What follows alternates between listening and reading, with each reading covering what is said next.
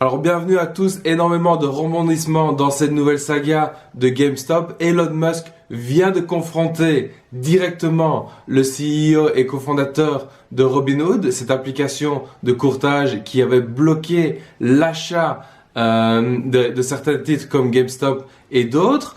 Et donc Elon était tellement furieux qu'il a demandé un call directement avec le CEO pour demander des explications. On va passer en revue ce call-là et je vais l'expliquer un petit peu avec des commentaires en français. Vous allez voir que c'est vraiment super intéressant. Mais avant ça, regardons un autre petit clip qui date d'un jour avant l'entretien avec Elon Musk où en gros le CEO de Robinhood dit exactement le contraire. Alors je vais vous demander de faire attention à deux points dans ces deux commentaires.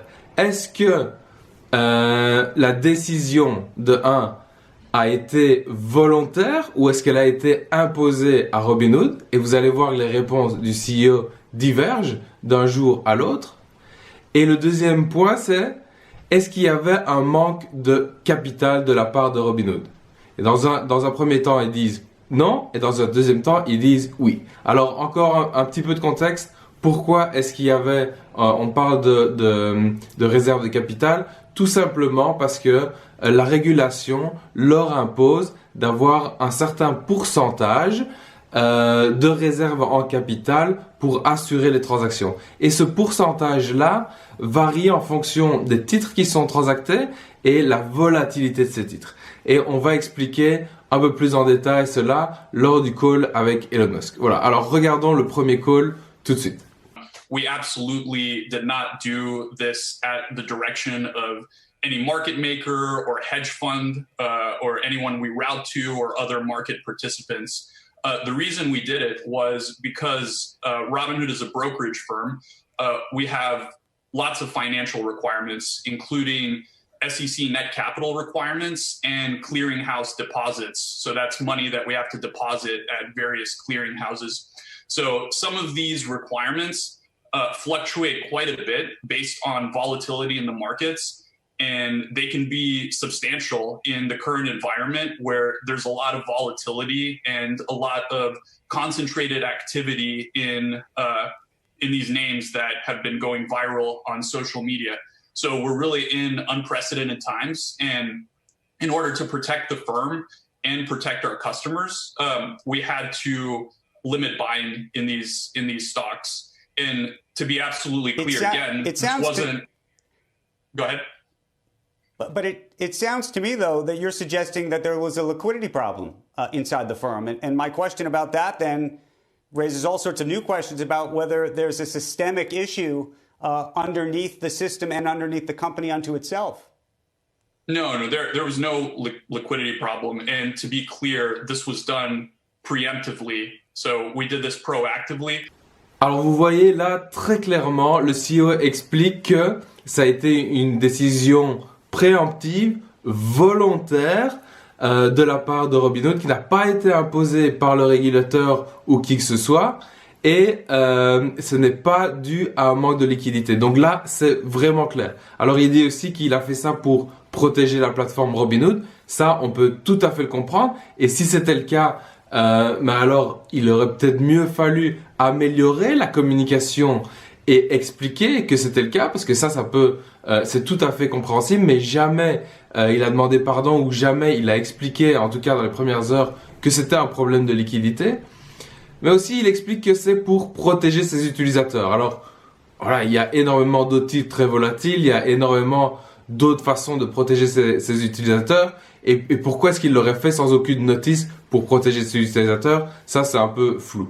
Mais donc, encore voilà, on pose la question, on se demande un peu quelles étaient vraiment les raisons. Et c'est ça que Elon Musk va faire dans ce call-là, maintenant qu'on va regarder. Vous allez voir qu'il lui pose directement la question. On va mettre tout le call. Je vais interrompre à un moment ou un autre pour expliquer certains éléments. Vous allez voir que c'est super intéressant. Alors ces vidéos prennent pas mal de temps à enregistrer. Si vous appréciez, n'hésitez pas d'appuyer sur le bouton like et sur le bouton s'abonner. Merci. Vlad, can you hear us? Vlad the Stock Impaler. Hey guys, thanks for inviting me up. It's good to hang with all of you. All right, Vlad, I was what really happened? Give us the inside scoop. all right. Well, I was actually hoping that you would invite me up for the Fermi paradox part because this has been a very surreal weekend and week for me. One of the really great things is all the people coming out of the woodwork to offer support for the company, offer advice. So I got introduced today, and actually I should say I just randomly downloaded Clubhouse a couple of days ago just to see what it was all about. So this is my first time literally using the app. But yeah, I got introduced to your friend Antonio, Elon, who had some good advice for me, and then introduced me to you. You had some great advice. And then I figured, I heard about this Clubhouse, and this has got to be part of the simulation. So I just thought, why not? So here I am. So I'm actually an adherent to the simulation hypothesis. All right, well, spill the beans, man. What happened last week? Why'd you stop people? Why couldn't people buy GameStop shares? The people demand an answer, and they want to know the details and the truth. Yep. Donc voilà, en fait, Elon Musk dit voilà, arrête de tourner autour du pot, dis-nous c'est quoi la vérité, pourquoi est-ce que tu as bloqué l'achat de GameStop et d'autres sur ta plateforme. Arrête de tourner autour du pot et dis-nous tout. Yep. Okay, so let me start by giving a little bit of background. So I'm the chief executive of Robinhood. Robinhood is actually Just go on. I'll go through this quickly. Don't worry. This is important. It's actually a couple of companies. So there's an introducing broker dealer called Robinhood Financial, and that basically is the app that you know and love. It processes trades. You're a customer of Robinhood Financial. Then there's a clearing broker dealer, Robinhood Securities, that clears and settles the trades. And then we have Robinhood Crypto, which is our crypto business, all of these are kind of different entities that are differently operated. So basically Wednesday of last week, we just had unprecedented volume, unprecedented load on the system. A lot of these, so-called meme stocks were, going viral on social media, and people were joining Robinhood, and there was a lot of net buy activity on them, as you guys all know. And Robinhood at this time, I think, was number one on the iOS App Store, and pretty close, if not number one, on Google Play as well. So just unprecedented activity.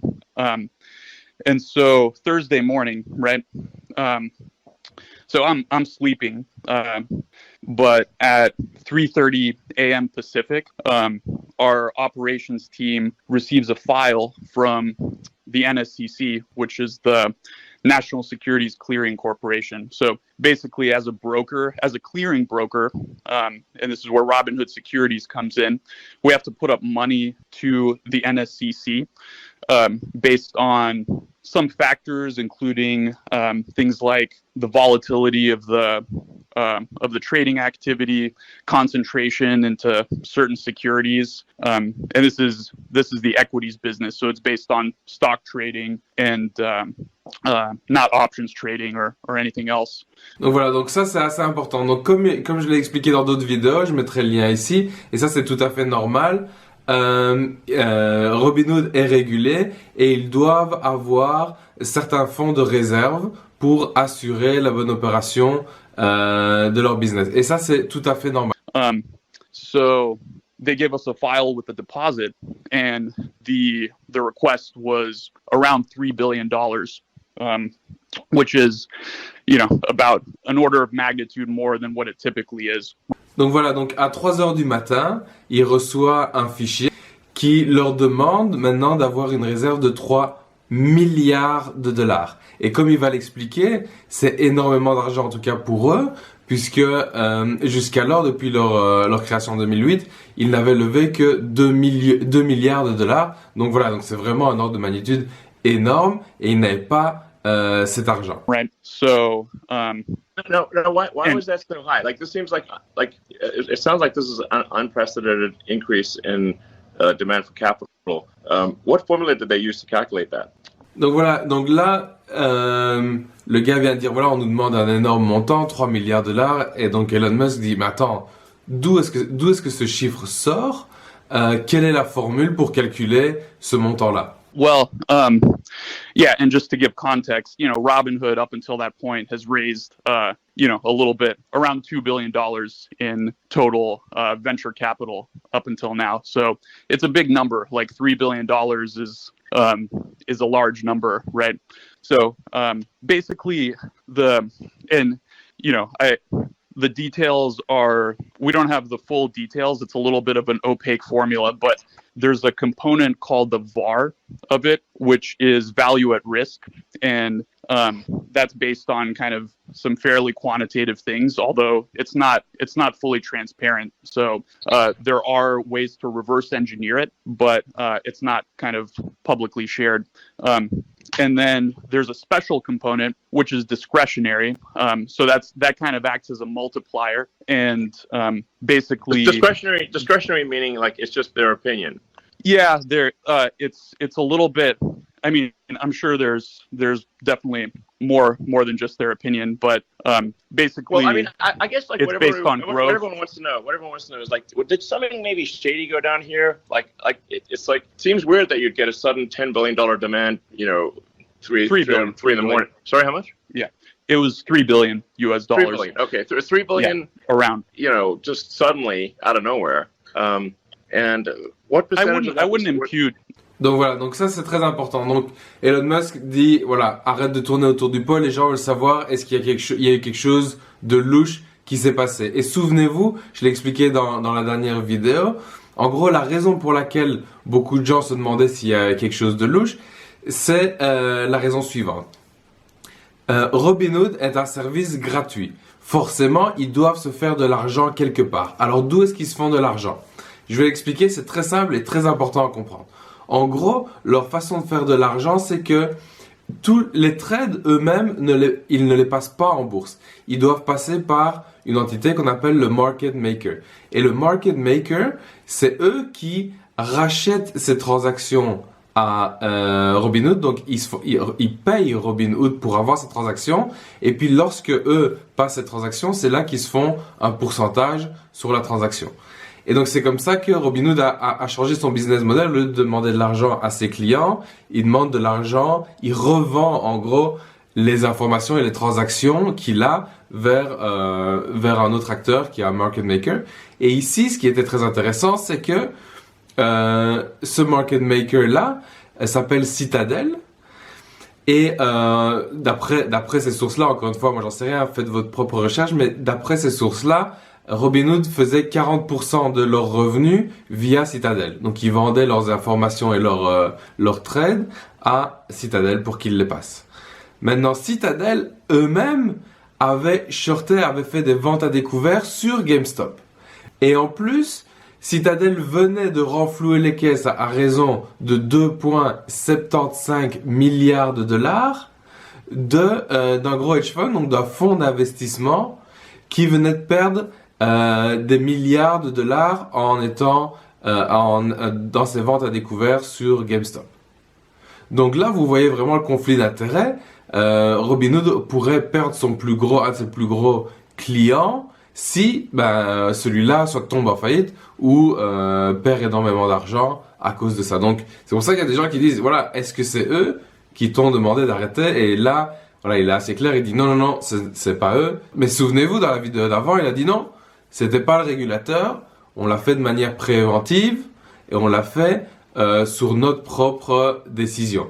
C'était un acte volontaire et non pas forcé par le régulateur. Donc là déjà, il change un peu de discours. I wouldn't impute shadiness to it or anything like that. And actually, the NSCC was reasonable subsequent to this, and they worked with us to actually lower it. So it was unprecedented activity. I don't have the full context about what was going on in the NSCC to make these calculations, but essentially it was a large number. Is anyone holding you hostage right now? No, Blink I'm twice. Okay. Alors là, apparemment Elon Musk qui aime bien rire et qui se moque un peu de lui, il lui demande attends, est-ce que là, quelqu'un a un pistolet sur ta tempe? Est-ce que quelqu'un te tient en otage? Bon, il répond non. Bien sûr, Elon lui demande, ok, allez, est-ce que t'es sérieux là ou quoi? C'est n'importe quoi cette histoire. Yeah. Thanks for asking. But anyway, so this was obviously nerve-wracking, and I actually was asleep at this point. You know, the operations team was fielding this at 3:00, and then you know, we got back, we put our heads together. You know, our chief operating officer basically said, "Look, let's call up the higher ups at the NSCC and kind of figure out what's going on. Maybe there's some way we can work with them." And basically, there was another call, and they lowered it to something like $1.4 billion from 3. Voilà, donc déjà, regardez ça. Donc il est 3 heures du matin, ils reçoivent une lettre leur demandant de mettre de côté 3 milliards de dollars. Et puis, le chef des opérations décide de rappeler. Et durant le call, on leur dit, non, c'est bon, vous pouvez réduire ça à 1,4 milliard de dollars. Déjà, d'où il sort cette formule et comment ça se fait qu'on peut renégocier un montant aussi énorme et le diviser par 2? Ça semble totalement étrange. Et attendez, c'est pas fini. Okay. So, we were making some progress, right? And then, but it's still a high number. And then we basically proposed, well, let's explain how we plan to, let's explain how, you know, we'll manage risk in these symbols throughout the day. We proposed marking these volatile stocks that were kind of driving the activity, position closing only. And then at about an hour before market open, so 5:30 or 5 in the morning, they came back and they said, okay, the charge is, or the deposit, $700 million, which we then deposited and paid promptly, and then everything was fine. Et donc là, encore une fois, 1 ou 2 heures après, vers 5 heures du matin, je rappelle en disant non, c'est bon, on va réduire ça à 700 millions de dollars, ce qu'ils ont payé immédiatement. Donc voilà, donc durant la nuit, tout ça c'est réglé en fait. On leur a demandé de mettre 3 milliards, et puis 1,5, et puis 700 millions qu'ils ont payés. Et donc tout ça s'est passé pendant la nuit.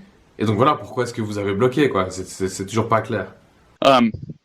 So that essentially explains why we had to mark these symbols position closing only, and also why, you know, we knew this was a bad outcome for customers. You know, part of what's been really difficult is Robinhood stands for, you know, democratizing access to stocks, and we want to give people the access. So that's been very, very challenging. But we had no choice in this case. We had to conform to our regulatory capital requirements, and so the team did what they could to make sure we were available for customers. Who controls this organization, this clearinghouse? You know, it's a consortium. It's not quite a government agency. You know, I don't really know the details of all of that. Alors ici, un point super important. Vous voyez, il n'a pas arrêté de parler du régulateur. Il parle du NSCC, National Securities Clearing Corporation.